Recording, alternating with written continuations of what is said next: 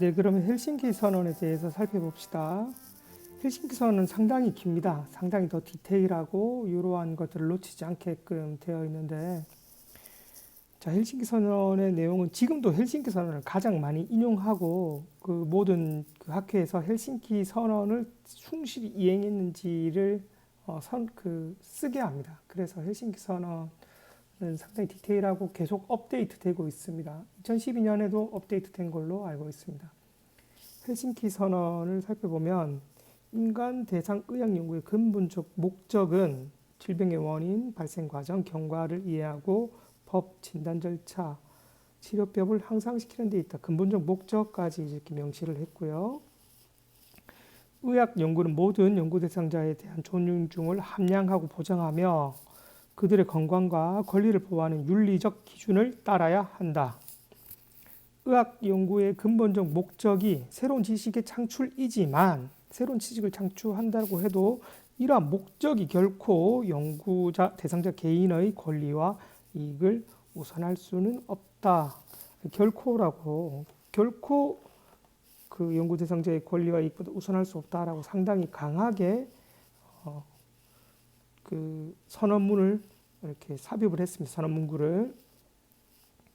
또 요것과 유사한 것들이 연구 목적의 중요성이 연구 대상자의 위험과 부담보다 더 중대할 수 없는 경우에 뭐 이렇게 수행할 수 있다라고 이렇게 하지만 이런 것들도 그 위험하지만 실험을 해야 될 것들이 있습니다. 우리 그 신약이나 이런 것들, 희귀병이나 이런 것들에는 위험보다 이익이 클 때 할 수 있다. 뭐 이런 이야기이고요. 취약 대상자에 대한 이야기도 따로 다뤘습니다. 취약 대상자. 일부 집단과 개인은 특별히 취약하여 부당한 취급을 받거나 추가적인 해를 입을 가능성이 높을 수 있다. 모든 취약한 집단과 개인은 특성에 맞게 배려된 보호를 받아야 한다. 무슨 말이냐? 이 취약한 집단이라고 해서 체력이 약하거나 뭐 사회적 약자만을 이야기하냐? 라고 생각하기 쉬운데 여러분들도 제가 실험을 하면 여러분 모두 다 취약 대상자로 들어갑니다. 흔히 이야기하면 우리가 유리한 입지에 있는 사람이 우리말로 하면 뭐 갑이라고 표현을 많이 하죠. 이런 사람이 실험을 할 때는 요 취약한 대상자 을에 대해서 특별히 더 보호하게끔 되어 있습니다. 그래서 요런 우리가 IRB라는 것을 그 생명 윤리를 이행하고 실험을 한다라는 이런 IRB 보드를 내고 보드를 받아야 되거든요. 넘버를 받아서 이것은 그 기관에서 학교 혹은 뭐 국립의료원 이런 데서 병원에서 국립기관이나 이런 곳에서 IRB 넘버를 받게 되어 있는데 이때 취약 대상자에 대해서 표시를 하게끔 되어 있습니다. 거짓말로 했을 경우에 이 연구 모든 것이 그대로 무효로 돌아갈 수가 있습니다. 그래서 이런 경우에는 특별히 더 세심하게 살펴봅니다. 연구 대상자의 사생활을 보호하고 개인정보의 비밀 유지를 위해서 모든 주의를 기울여야 한다. 그래서 지금 같은 경우에는 연구 대상자의 개인 기록은 최대한 못 모으게 되어 있습니다. 특히 주민등록번호 이런 것도 수집도 예전에는 뭐 했는지 모르겠지만 아예 못하게 하고 있습니다. 그 기본적인 정보들도 이렇게 얻기가 참 어렵습니다. 그 기본적인 정보는 키, 체중 이런 것들 우리가 쉽게 왔는데 이런 것들도 누구 이렇게 해가지고 식별할 수 있으면 안 됩니다. 그냥 뭐 A 해가지고 이런 데이터들 사실 우리가 실험할 때 그 데이터들을 볼 때 A가 누구인지 굳이 알 필요가 없습니다. A라는 것은 실험할 때 하나의 데이터로만 쓰이면 되기 때문에 이것이 일관성만 있으면 되는 것이지 이것이 A인지는 알 필요가 없습니다. 그래서 이런 것들도 못 모으게 되어 있습니다. 이 사람의 정보는 없고 그냥 기체중 이런 것만 모아서 이게 누구인지 알 수 없게끔 그렇게 되어 있습니다. 근데 연구 실험하는 당사자로서는 이것이 없으면 되게 난해하죠. 요거만 남아 있으면 아니면 혹은 데이터 하나가 오염이 돼서 측정이 잘못돼서 날아가야 될 경우에 이걸 다시 구해야 되는데 누군지 모르니까 난감할 수 있는 상황인데 이런 어려움도 생길 수 있습니다. 실험을 하다 보면 어쨌든 이것은 받지 못하게 되어 있습니다. 사생활 보호를 위해서요. 예를 들면 우리 그냥 실험할 때 누구 체중 이렇게 알려주기 이런 거 되게 조심스럽잖아요. 그런데 또 이거를 실험하다 보면 이렇게 알려주고 이런 것들에 대해서 우리 스스로도 조심해야 되니까 이름 안 묻고 그냥 이렇게 해야 되는데, 근데 우리는 서로 알고 있으니까 이런 것들이 뭐 취약하고 뭐 그렇죠. 학생들 실험이니까 이런 것들은 그냥 IRB 획득하지 않고 뭐 이렇게 넘어갑니다. 자, 의학 연구 대상자로부터 충분한 설명에 의한 동의를 할 수 있는 사람의 참여는 자발적이어야 한다. 이것도 앞서와 마찬가지로 충분한 설명을 듣고 동의를 해야 되고 자발적 참여를 해야 합니다. 번째 살펴볼 배경으로는 터스키기 매독 연구에 대해 살펴보겠습니다. 이 터스키기는 미국의 지역 이름인데요. 1932년 미국 보건국이 터스키기라는 미국의 엘라바마인가 위치는 제가 잘 모르겠습니다. 엘라바마인 걸로 알고 있는데 이 지역의 사람들을 보니까 흑인들이 매독이 상당히 많이 걸려 있으며 이들 대부분 99%가 치료를 받지 않은 것을 알게 됩니다. 그래서 미국 공중보건국이 이런 생각을 합니다. 세계 어느 곳에서도 찾기 힘든 과학 연구를 위해 더할 나위 없이 좋을 기회라 생각하고, 이 사람들이 자기가 치료를 안 해준 게 아니고 그냥 흑인들이잖아요, 그죠? 그래서 가만히 있으니까 관찰만 해보자라고 해서 요 관찰을 하기 시작합니다.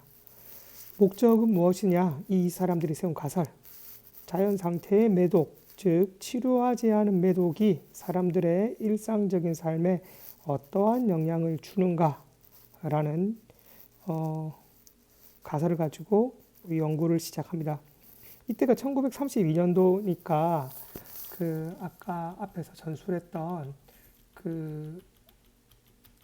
쪽 뉘른베르크 강령 때보다 앞서 있습니다. 아마 이런 시기들이 좀 겹쳐져 있을 그럴 때인데 이 실험은 40년간이나 지속되었습니다. 상당히 길지요. 그래서 시기적으로 더 뒤에 일어난 일이라 보고 그때 마무리되었으니까 세 번째 소개를 합니다. 그래서 대상자들을 모집하죠. 자기들이 이렇게 매독 관련해서 실험을 하는데 사람들이 모입니다. 그러니까 이 흑인들은 자기들을 치료해 주는지 알고 이렇게 와가지고 실험에 참여하죠. 매독 환자를 421명을 모집하고 대조군으로 204명을 모집해서 이 사람들의 상태를 관찰하기 시작합니다. 관찰 연구를 합니다.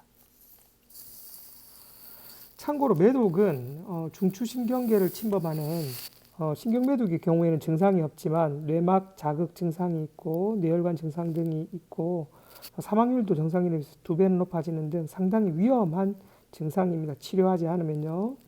1기 매독은 세균의 침범 부위에 발생하는 무통성 궤양이 나타나고 2기 매독은 피부 발진, 점막의 병적인 변화가 나타나고 3기가 지나고 나면 다양한 내부 장기가 침범되고 눈, 심장, 혈관, 뼈, 관절 등의 손상을 나타냅니다. 이러한 무서움을 실험했던 보건 관계자들은 다 알고 있었습니다. 그런데 이 사람들은 그런 것들에 대해서 치료 기회를 제공하지 않았습니다. 문제는 이 실험이 시작되고 얼마 안 있어서 매독 치료에 효과적인 페니실린이 개발되었다는 겁니다. 페니실린은 매독에 상당히 효과적으로 치료할 수 있는 약제입니다. 그러나 이 사람들은 실험 대상자들은 전혀 이 약을 쓸 생각을 하지 않습니다. 대상자들은 늘 꾸준히 가서 정기적으로 자기 피를 뽑고 뇌척수액 검사까지 받습니다.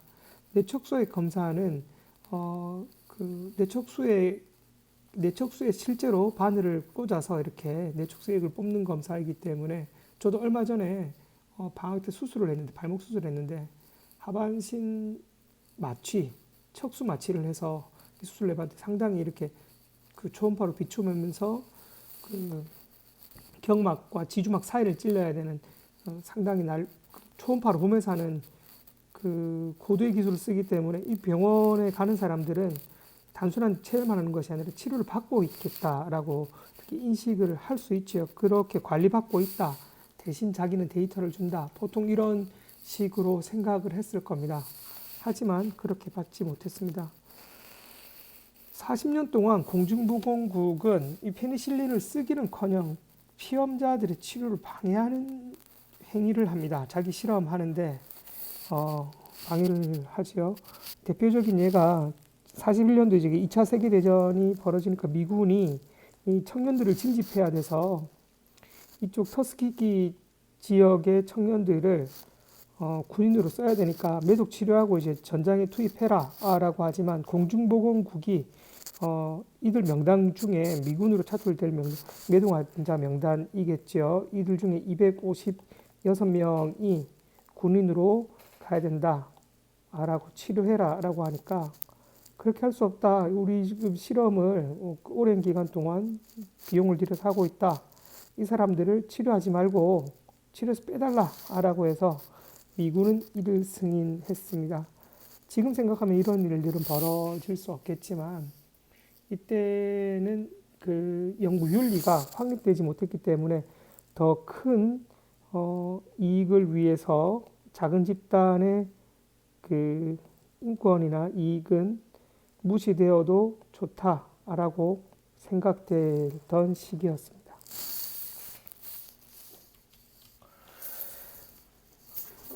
자, 벨몬트 그 후에 이것이 어떻게 되느냐? 그러면 이게 40년 동안 진행되었는데 이게 어떤 여기 공중보건 어디죠? 여기 공중보건국에 근무하던 한 개인에 의해서 이게 밝혀집니다. 양심이 있는 개인이겠죠. 그 사람이 이걸 밝히니까 내부적으로 이렇게 검토를 합니다. 검토해서 이것을 알릴 것이냐 말 것이냐 했는데 이런 기회는 다시 없다라고 해서 그것이 묵살됩니다. 내부적으로. 그래서 이 사람이 피터 벅스턴이라는 사람인데요. 자기가 이 직장을 그만두고 그 기자에게 이것을 알립니다. 그래서 이것이 바로 신문 기사에 나가고요. 이것을 보고 나서 이제 미국 사회가 뒤집어지기 시작합니다. 그래서 1973년도에 이 실험은 중단이 됩니다. 약 40년 동안 진행이 되었죠. 그리고 실험이 중단되고 많은 사람들이 죽었고요. 생존한 사람들은 치료를 받기 시작했습니다. 그 후에 청문회가 개최되었고 그리고 이제 이 청문회를 개최하고 나서 이런 실험에 있어서 연구 윤리는 개인의 분별력에 맡길 수 없다. 윤리위원회를 투여해야 된다라고 결론을 내립니다. 하지만 이 터스키기 실험에 참석했던 의사들은 자기 잘못에 대해서 결코 인정하지 않았습니다. 그 후에 이 흑인들이 이 실험에 참가했던 피해자들이 국가를 대상으로 소송을 하게 되었고요. 소송 결과 그 피험자들이 이겼습니다. 그래서 총 1천만 달러의 보상을 받게 되었습니다. 이런 걸 보면 아직도 선진국은 선진국이라는 것을 느낄 수가 있는 것이 지금 우리나라가 지금 코로나 이런 방역을 잘해서 방역 선진국이나 이런 거 할 수 있지만 아직도 우리나라 이런 문화들은 기업 위주로 돌아가는 것 같습니다. 그 당시에 1천만 달러라고 하면 엄청난 금액인데 이것을 물렸음에도 불구하고 우리나라는 얼마 전에 우리 가습기 사태로 엄청난 사람들이 피해를 입었음에도 불구하고 그것에 대해서 제대로 보상하지 않고 기업의 손을 들어주는 그런 결과들을 내고 있지요. 여튼 그래서 이런 것들은 보고가 되고 벨몬트 보고서라는 것이 나오게 됩니다. 정리하자면 벨몬트 보고서 1979년도에 나오게 되었고요. 터스키기 매복 연구는 1932년도에서 73년까지 미국 공중위생국에 의해서 주도되었다. 아프리카계 미국인을 대상으로 매독 연구를 실시한 것이고요. 그리고 자연적 매독의 진행 결과를 확인하려던 연구였습니다. 연구 목적과 절차에 대한 정보도 제공하지 않고 치료도 제공하지 않았습니다. 모든 피실험자들은 실험에서 보호받아야 된다는 것이 지켜지지 않은 연구입니다. 아까 말씀드렸듯이 이 사람들은 계속적으로 그 결과 보고만 되었고 검진만 실시한 채 매독을 치료할 수 있는 정보와 기회를 제공하지 않았고 방해까지 하였습니다. 재미난 것은 이러한 것들이 매 4년이나 6년 단위로 학술 결과를 나오고 이 학술 결과를 읽어본 미국의 지식인들이 10만 명이 넘는다고 알려져 있는데 이 사람들이 아무도 이의 제기를 하지 않았다는 것이 되게 놀랍습니다.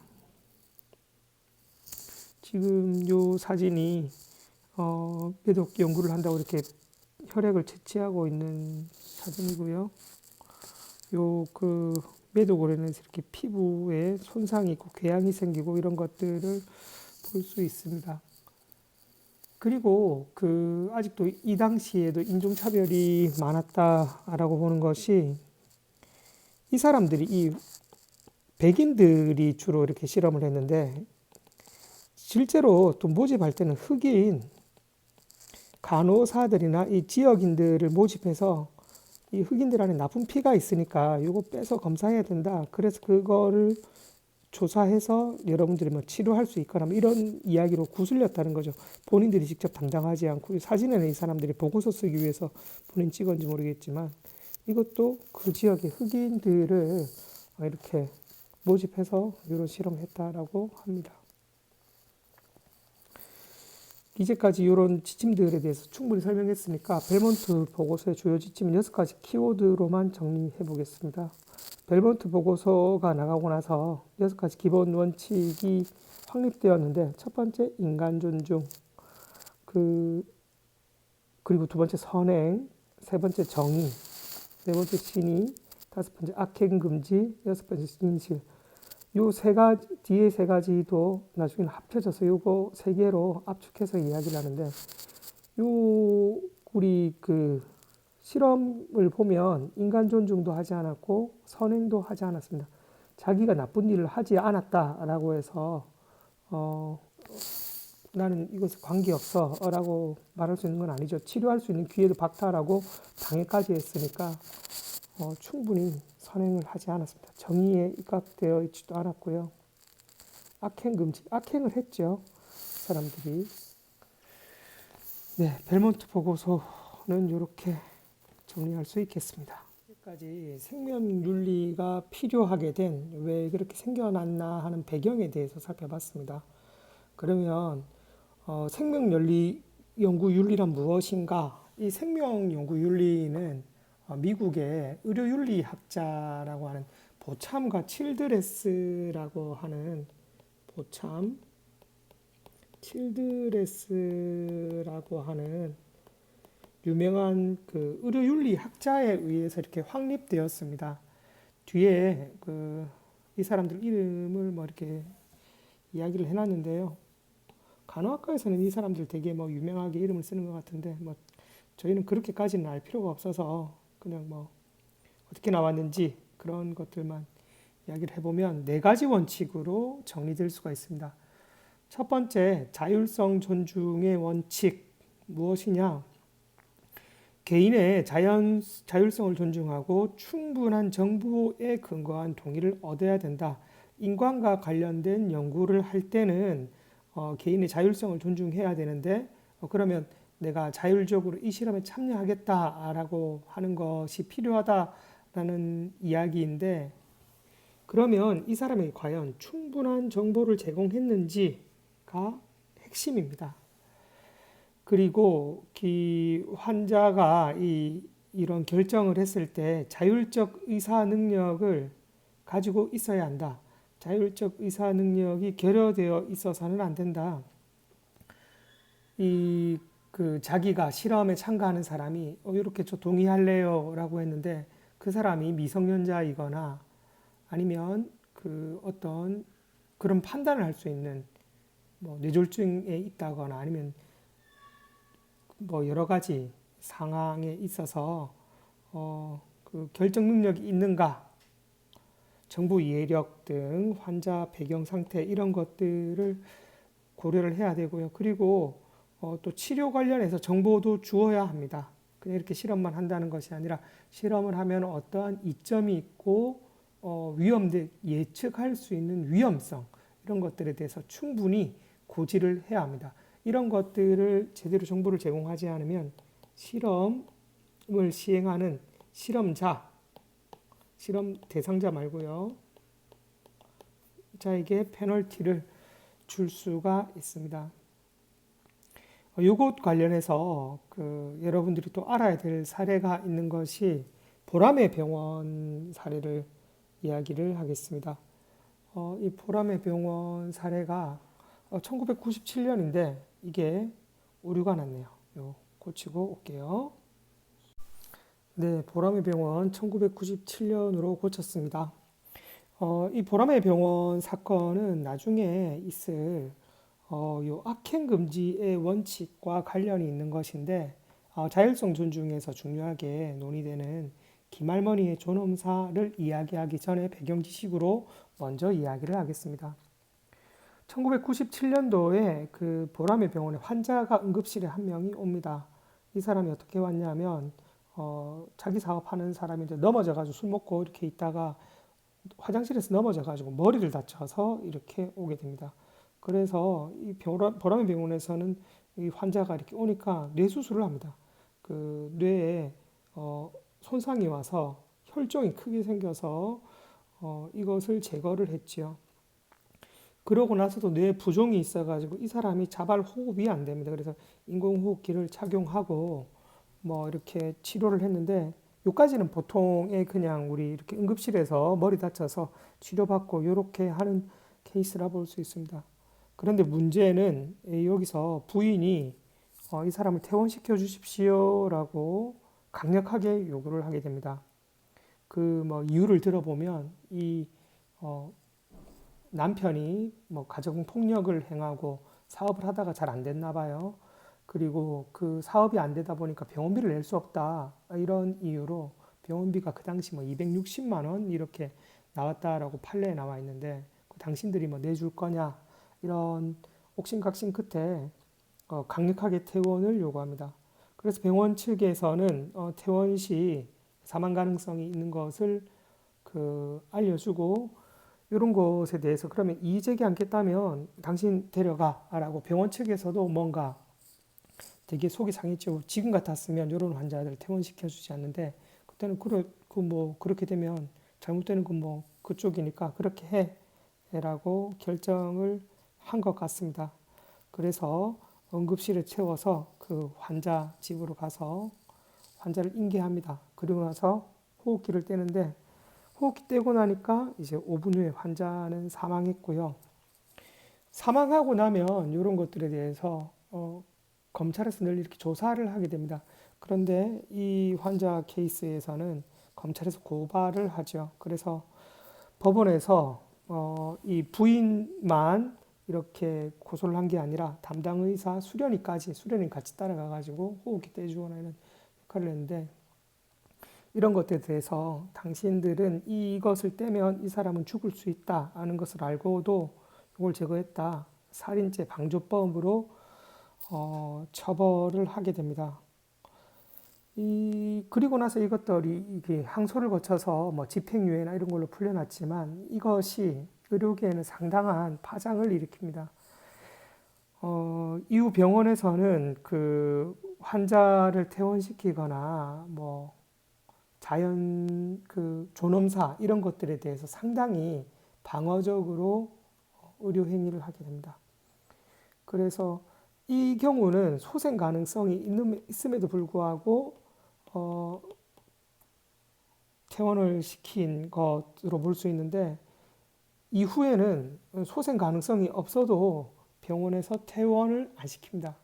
병원에서 이렇게 된 보람의 사건의 경우를 참고해서 의료진들이 자신들이 법적 소송에 힘할 수 있기 때문에 그렇게 되지 않죠. 그래서 이 보람의 병원 사례는 안락사 논의에 있어서 상당히 부정적인 영향을 미치게 됩니다.